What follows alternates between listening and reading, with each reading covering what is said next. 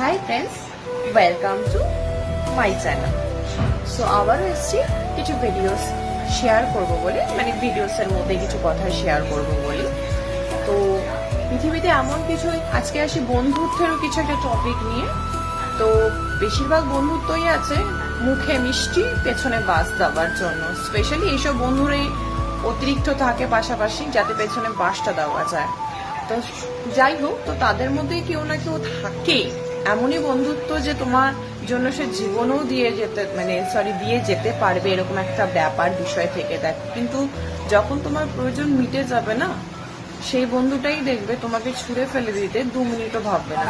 তুমি তার জন্য কি কি করেছো, এমন হয়েছে তার জন্য তুমি নিজের শরীরে আঘাত পেয়েছো, সেটাও সে মুছে দেবে।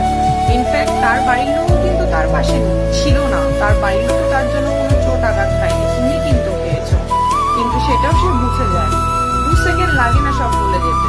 এটাই হয়তো বন্ধু।